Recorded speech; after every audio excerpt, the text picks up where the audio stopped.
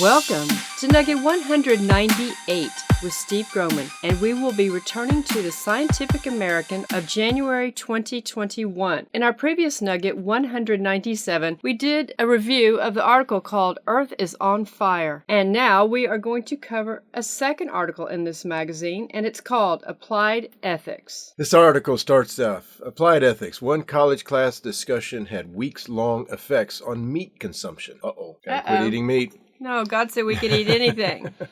Although ethics classes are common around the world, scientists are unsure if their lessons can actually change behavior. Evidence either way is weak, relying on contrived laboratory tests and sometimes unreliable self-reports. What do you think of that? What I think of that is it's just another link in a really bad chain or rope that people get hung up on. That's a good way to put it. I know that you take a class and you don't remember much of it, but I think there's a lot of subtle things that go on in courses that maybe carry on, and that's what we talk about, just the whole psychological thing that goes on in schooling. Yes, and they introduce things and just kind of breeze over it, and next thing you know, it's a big deal. And so, yeah, they do that about a lot of different things. It goes on, but a new study published in Cognition found that in at least one real-world situation, a single ethics lesson may have had lasting effect. The researchers investigated one class session's impact on eating meat. They chose particular behavior for 3 reasons, according to the study co-author. What's the guy's name?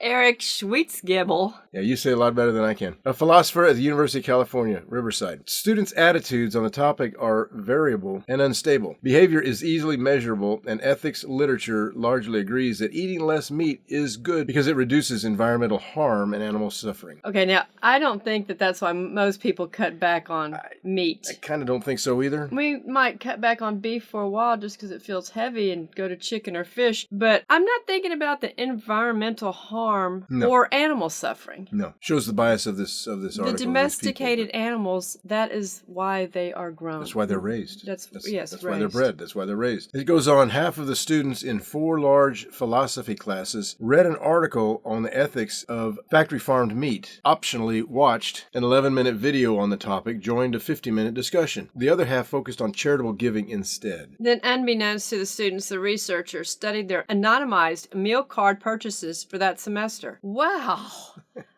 Wow. You're being watched. Yeah, buddy.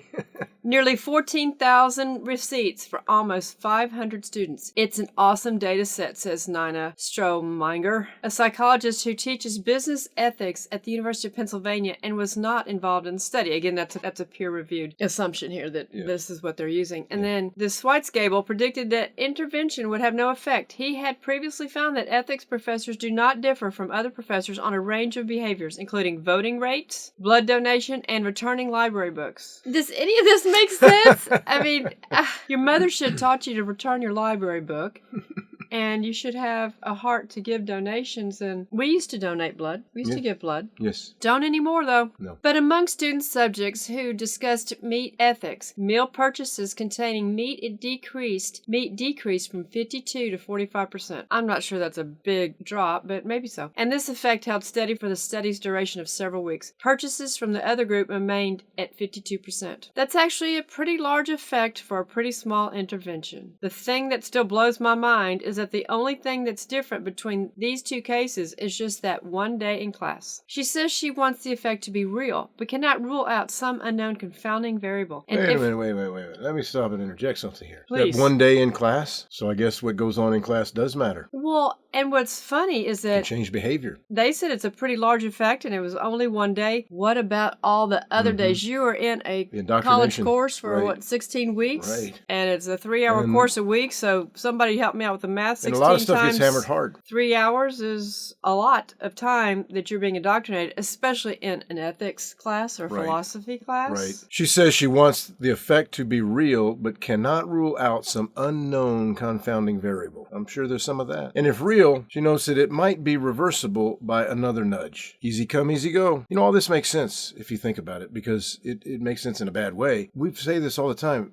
The Bible says bad company corrupts good manners. It does matter who we're around and what we're learning and what we're hearing and what we're experiencing. And we're not trying to make a big deal of meat. No. This is just an example. Just what it is. And they used it as a test study. I know that years ago, we watched a video And it really impacted me, and it was only maybe an hour, and it was about veal. Do you remember that? Yes, I do. I've had a tough time eating veal then. So we can be seriously impacted by something, For a very long how time. it's presented. Yes. It can affect you. It definitely affected me. Absolutely it can. So research veal. Anyway, back to the closing part of this article. Schweitz-Gabel suspects the greatest impact came from social influence. There you have it. Classmates or teaching assistants leading the discussion may have shared their own vegetarianism, showing it as achievable or more common. That's probably true. That's They were way in true. line and they're about Right. to order and Right. say, I want the Salisbury steak, and somebody might nudge them and go, you know, you ought to get just that veggie burger instead. Weren't you paying attention in class? Right. And they can't document that. No. Who knows? And so obviously social influence, but you know what? Other students are affecting your student or affecting you by things they say and they do. Right. Who is in your influence? Who are in your children's sphere of influence? Who are your children's classmates and the teaching assistants that are affecting them Right. and making impressions on them? And notice what name comes up here soon. Second, the video may have had an emotional impact. Least rousing, he thinks, was rational argument.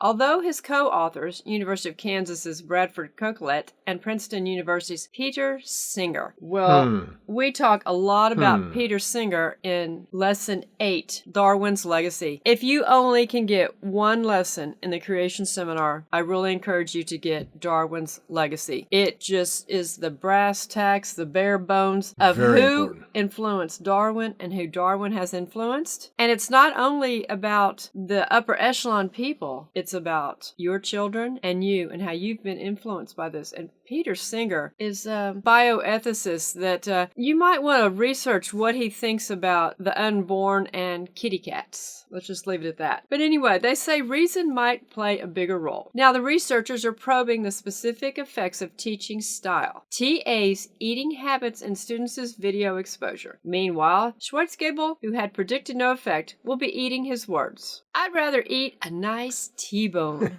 or sirloin or what's the one you like? But a ribeye? The ribeyes are good. But what's interesting is type of mindset. It's in mainstream science publications and such. There's a lot of political correctness built in. Right. And we just want to make a point of they're using one example of one day, how they pushed that it was bad to eat meat in some form or fashion, and it affected the people in that class. Again, what do hours and hours and weeks and months and years Right. of this kind of indoctrination do to your mind A lot and of your times children's minds? It's sad because a lot of times parents have their kids in school. They have them in Sunday school. They have them in church. All their life they're going through. Everything's looking good. And then one day they just sort of walk away from it all, and it breaks their parents' heart. They can't figure out why. Well, they've been getting hammered with a whole bunch of stuff all along the way. Or you wonder why they came up with some kind of crazy idea. Crazy ideas. Yes. And it's like, you think what? I hope you This is kinda understood the different. point. Yeah, Yeah. it was kind of different. It was kind of And, different, but it is also important. Yes, it is. So if you can, grill up some meat tonight. Have a steak. Have a steak. All right. Well, thank you.